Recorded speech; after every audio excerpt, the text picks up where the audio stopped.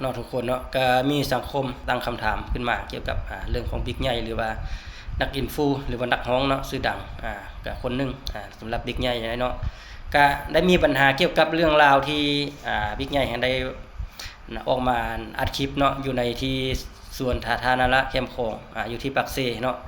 ก็ได้อัดคลิปออกมาระบายความรู้สึกเกี่ยวกับเรื่องที่เกิดขึ้นเนาะก็คือบิ๊กใหญ่ก็ได้เว้าไปแล้วเนาะเกี่ยวกับอยู่ในเขตนั้นมันเป็นเขตสัมปทานของเวียดบ่หรือว่าขายให้เวียดสัมปทานแล้วเนาะในบ่อนเนาะในเนื้อที่แถวนั้นก็คือบิ๊กใหญ่ก็ได้ออกมาอัดคลิประบายความในใจเนาะลงไปเนาะหลังจากนั้นก็เลยเป็นกระแสขึ้นมาเนาะโด่งดังอยู่ได้เนาะเพราะว่าคนเป็นนักอินฟูเลยเป็นนักฮ้องเนาะชื่อดังคนนึงขึ้นมาเนาะมันมาเกิดเรื่องแบบนี้ขึ้นมามันก็เป็นกระแสเนาะบ่ว่าจะเป็นแนวใดเนาะเพราะว่าคนติดตามเขาก็หลายว่าซั่นซะแล้วเฮามาฟังคลิปนี้จากบิ๊กใหญ่นำกันก่อนว่ามันเกิดหยังขึ้นจึงว่าลบคลิปเนาะจึงลบคลิปนั้นออกไปนะว่าเป็นหยังจึงลบคลิปออกไปเนาะนั่นสาเหตุหยังเนาะเอาไปฟังเกี่ยวสบายดีพี่น้องทุกคนเนาะข่อยยังอยู่ดีไม่แห้งคือเก่าเด้อสีมาเว้าประเด็นเนาะทุกคนเนาะอันนี้ข่อยก็ปกติข่อยก็เป็นคนบ่มีผิดภัยอีสังกภัยดอกหลายคนก็คอมเมนต์ต่างๆนานามันเบี่ยงเบนประเด็นเลยเดียวนี่ทุกคนเสียให้ข่อยช่วยเลยคือสาเหตุที่ข่อยลบคลิปนี่ข่อยก็บ่ได้ไปบอกอีทั้งคนเนาะทุกคนเนาะเพราะว่าข่อยก็ลงกับเมียกับนั่นกับนี่ข่อยก็ตั้งอยากลบเองเพราะว่าเรื่องมันไปกันใหญ่แล้วเพราะว่าประเด็นที่ข่อยอยากเว้าข่อยก็บ่ได้มีแบบบ่ได้มีความคิดไปประจานผู้นั้นผู้นี้หยังดอกเพียงแต่เขามาเฮ็ดกับลูกข่อยอย่างซั่นข่อยก็เลยอยากหายไปแล้วก็สาเหตุที่ข่อยลบคลิปเพียงแต่ข่อยอยากลบเองซื่อๆเพราะว่าข่อยอยากมีเรื่องมีราวทุกคนก็เบี่ยงเบนประเด็นหันเป็นเรื่องการหมอการเมืองเป็นเรื่องหยอกเรื่องใหญ่ไปข่อยก็งงมันเป็นเรื่องใหญ่บางคนก็เอาข่าวไปลงนั่นนี่เต็มอยู่ข่อยก็จนงงยอดเอาทั้งที่เรื่องมันบ่ได้มีอีหยังนะเรื่องมันบ่ได้มีอีหยังข่อยเข้าไปพบตำรวจเมื่อวานนี่ก็มีแต่เล่าเหตุการณ์ที่ข่อยผิดเถียงกันกับเบียดซื่อๆก็บ่ได้มีอีหยังเกิดขึ้นนะทุกคนก็บ่ต้องไปโพสต์โจมตีหรือว่าไปเว้านั่นเว้านี่อีหยังดอกเนาะเพราะว่าเรื่องมันบ่มีหยังข่อยก็ใช้ชีวิตปกติสาเหตุที่ข่อยลบคลิปก็คือข่อยอยากลบเพราะว่าเขาคอมเมนต์อยู่ในช่องข่อยไลน์ขนาดเพราะว่าข่อยเฮ็ดคลิปลงเพจเนาะเฮ็ดคลิปลงเพจมาบัดนี้เวลาคนมาคอมเมนต์อีสังด่ากันมันจะเฮ็ดให้เพจข่อยแบบว่ามันผิดกฎชุมชนนะเพราะว่าคือข่อยก็หารายได้จากโลกโซเชียล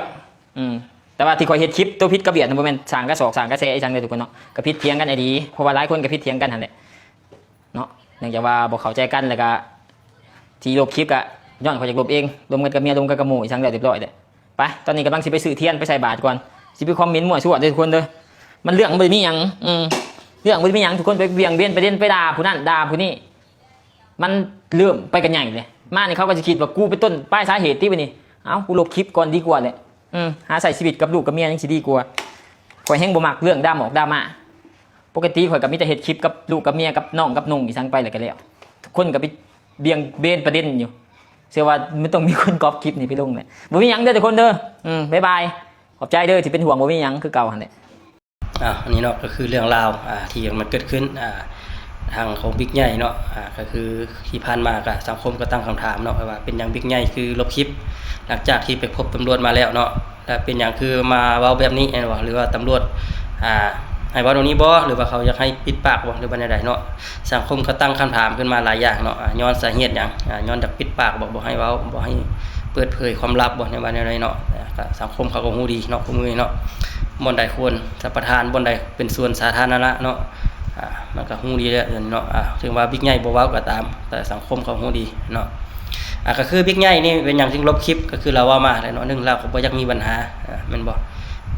เพราะว่าเรื่องที่เกิดขึ้นก็เป็นย้อนลาวแล้วบ่แม่นเป็นผู้ย้อนผู้ใดหรอกเนาะเพราะว่าเราเป็นผู้มาเล่าเหตุการณ์เนาะเหตุการณ์ที่มันเกิดขึ้นนั่นลงในเฟซของเราเนาะ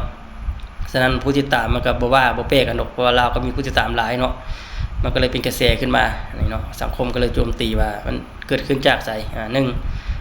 คนเฮาเองขายสัมปทานให้เขาแล้วเนาะเขาจึงมีสิทธิ์ว่าอันนี้ก็แม่นความเขาเนาะถ้าบ่สัมปทานใครสิมาเฮ็ดเนาะเขาเป็นคนต่างประเทศเด้บ่แม่นแผ่นดินลาวเนาะถ้าคนเฮาบ่ขายสัมปทานให้เขาแท้เขาก็บ่มีสิทธิ์เฮ็ดแม่นบ่เขาก็บ่มีสิทธิ์ไล่คนลาวออกจากหั่นเนาะฉะนั้นล่ะเรื่องนี้เขาว่ามันต้องมีเนาะถ้าบ่มีเขาก็บ่มาแม่นบ่ฉะนั้นเรื่องแบบนี้มันบุคคลเกิดขึ้นแต่มันก็ต้องเกิดขึ้นเนาะมันเป็นปัญหาอยู่แล้วอยู่ในลาวเนาะบ่อนที่สัมปทานไปนี่เขามีสิทธิ์เรียกร้องเนาะเขาบ่ให้คนเฮานะ ไปรบกวนบ่อนที่เขาสัมปทานเขตเขาสัมปทานเนาะเพราะว่าเขาคำสัมปทานแล้วเขาเสียภาษีให้รัฐบาลแล้วเนาะเขาเสียเงินไปแล้วนะฉะนั้นแหละถ้าบางคนเขาว่าผิดว่าบ่ผิดได้เพราะว่าผิดอยู่ใส่ผิดกับคนเฮาเองเพราะว่าคนเฮาสัมปทานให้เขาแม่นบ่นี่ค่ายสัมปทานให้เขาแล้วแต่ประชาชนเฮาบ่รับรู้แม่นบ่ลักเฮ็ดลักไปเอิ้นว่าอันนี้เนาะฉะนั้นแล้วสังคมเฮาประชาชนเขาบ่ฮู้เนี่ยเขาไปเฮ็ดอันนั้นเนาะไปไล่เขาออกเขาก็บ่พอใจแม่นว่าเพราะว่าเขาบ่ฮู้เจ้าบ่ได้เขียนป้ายห้ามเนาะบ่นี้สัมปทานให้ผู้นั้นผู้นี้เนาะห้ามคนลาวเข้ามาเฮ็ดนั้นเฮ็ดนี้เป็นส่วนตัวเนี่ยเอาของส่วนตัวมาลิ้นหน้าลิ้นนี่เนาะอันนี้เจ้าต้องคิดปลายใส่ว่าบ่อนที่เจ้าสัมปทานอันนี้เจ้าบ่ได้เขียนหยังเนาะ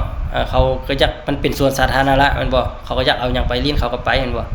เนี่ยพาลูกพาเมียเข้าไปแม่นบ่มันก็บ่ได้ผิดได้เพราะว่าเจ้าบ่ได้มีปลายหยังห้ามแม่นบ่ฉะนั้นบ่อนใดที่เจ้าสัมปทานแล้วนะเจ้าต้องมีปลายห้ามเนาะเจ้าต้องเขียนปลายลงไปแม่นบ่เขียนนี่ถึกสัมปทานไปแล้วนี่จักปีนี่ห้ามบุคคลหรือว่าคนไหนเนาะเข้ามาใช้ชีวิตใช้เป็นของส่วนตัวว่าซั่นซะเนาะต้องบอกเขาบ่แม่นสิบ่มีป้ายห้ามหยังเขาเข้าไปนั่นเขาบ่ฮู้แม่นว่าเจ้าไปไล่เขานั่นนี่เขาก็บ่มาเฮ็ดแล้วเนาะเขามาถามแหละเวลาเขาตั้งคำถามขึ้นมาว่าเขามันผิดบ่เขาหาเรื่องหาราวมันบ่ได้แม่นเขาก็อยากฮู้สังคมทั่วโลกเขาก็อยากฮู้เนาะเพราะหยังเพราะเขาผู้เขาบ่ทันได้มาได้เขาก็อาจสิฮู้แม่นบ่ถ้าเขาเห็นข่าวว่าเกิดขึ้นแนวนี้แล้วเนาะฉะนั้นละบ่อนไหนที่คือสัมปทานแล้วก็ต้องแจ้งไปให้ประชาชนรับรู้เนาะถ้าบ่อนใดเป็นส่วนสาธารณะแจ้งให้ประชาชนรับรู้อันนี้แหละคนเฮารักเฮ็ดรักไปนะประชาชนเขาบ่ได้รับรู้หยังเนาะเวลาเขาไปเล่นเขาก็เล่นหมดนั่นแหละมันบ่มันเป็นส่วนสาธารณะเนาะแต่เจ้าให้ได้ไปลักขายสัมปทานให้เขาล่ะนี่อันนี้มันก็ผิดอยู่ใส่กับบ่ฮู้แหละผิดกับต้นเรื่องพุ่นแหละเนาะต้นเรื่องเจ้าแหละเจ้าเป็นผู้ลักสัมปทานเจ้าก็มีความผิดแล้วเนี่ยเนาะเจ้าบ่แจ้งให้ประชาชนรับรู้เนาะเจ้าลักเฮ็ดลักไปได้เงินเข้าโถมตัวเองแล้วพอนี่แหละมันเกิดปัญหาขึ้นมากับประเทศไทยอันนี้อยากโจมตีไผอยากโจมตีผู้อันเฮาอัดคลิปลงไปนี่มีผู้มีปัญหานี่มันเป็นไปบ่ได้เนาะเพราะว่าเขาบ่ฮู้เด้